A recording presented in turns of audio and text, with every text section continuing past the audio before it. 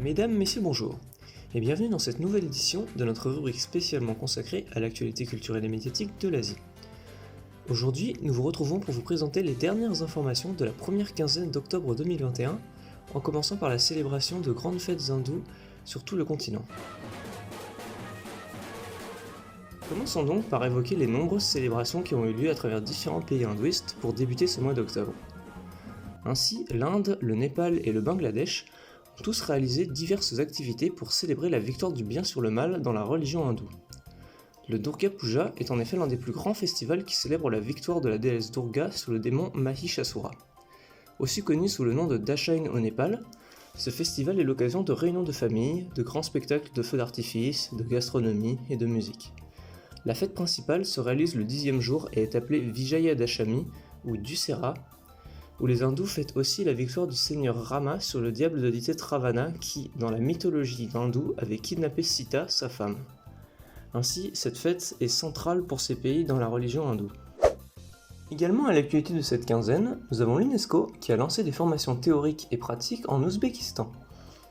En effet, du 12 au 22 octobre de cette année, le bureau de l'UNESCO à Tachkent, capitale du pays, mène une série de formations théoriques et pratiques sur l'artisanat traditionnel, le design et l'esprit d'entreprise à Margilan dans la vallée de Fergana, pour plus de 60 participants venant de toutes les principales régions de l'Ouzbékistan. L'objectif de ces activités est de sauvegarder, développer et promouvoir le patrimoine culturel immatériel de l'Ouzbékistan et en particulier son artisanat traditionnel. L'UNESCO cherche également à améliorer le bien-être économique et social des communautés locales, y compris des femmes et des jeunes, en créant pour eux des opportunités durables de génération de revenus dans le pays. Projetons-nous désormais en Azerbaïdjan, où le gouvernement accuse l'Arménie de destruction de monuments historiques. En 2020, l'Arménie et l'Azerbaïdjan s'étaient livré une guerre de 6 semaines qui s'était terminée sur la défaite de l'Arménie. L'Azerbaïdjan avait alors repris le contrôle du Haut-Karabakh, une région dominée de fait par les Arméniens depuis 1990. Le 14 octobre dernier, dans un reportage mené par l'agence Anadolu, le ministre azerbaïdjanais de la culture Anar Kerimov a déclaré que pendant 30 années d'occupation du Haut-Karabakh et des provinces alentours, l'Arménie avait détruit 95% de ses monuments historiques et culturels.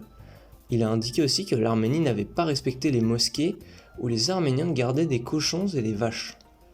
Le même jour, l'Arménie a contre-attaqué en accusant l'Azerbaïdjan à la plus haute juridiction de l'ONU de propager la culture de la peur et de la haine envers tout ce qui est arménien. Nous passons désormais sur la Chine, où le gouvernement a décidé de renforcer l'application de la loi pour prévenir la dépendance des mineurs aux jeux en ligne. Le ministre de la Culture et du Tourisme a ainsi déclaré que la Chine avait intensifié la surveillance et les efforts d'application de la loi sur le marché du jeu en ligne afin de prévenir l'addiction des mineurs.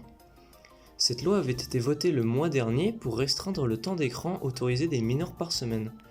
Les organes chargés de l'application de la loi travaillant sur le marché de la culture à l'échelle nationale ont donc été invités à augmenter la fréquence et l'intensité des inspections des entreprises de jeux en ligne en mettant l'accent sur la mise en œuvre de mesures de gestion telles que l'enregistrement et les connexions sous une identité réelle afin de limiter les jeux en ligne pour les mineurs. Un responsable du ministère a appelé les entreprises d'Internet à assumer leurs principales responsabilités et a invité le public à soumettre des rapports sur les manquements des jeux en ligne, à mettre en œuvre des mesures anti-addiction. Finalement, nous vous présentons une dernière actualité axée divertissement avec le phénomène Squid Game qui dépasse les 100 millions de vues sur Netflix.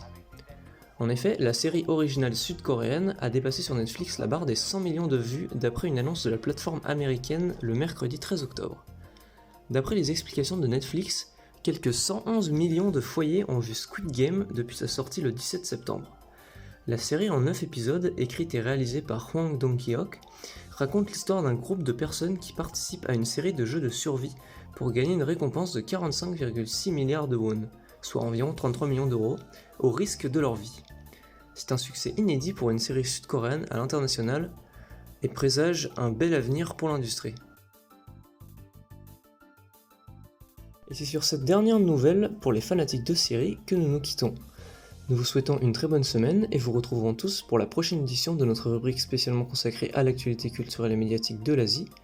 Merci encore et à bientôt.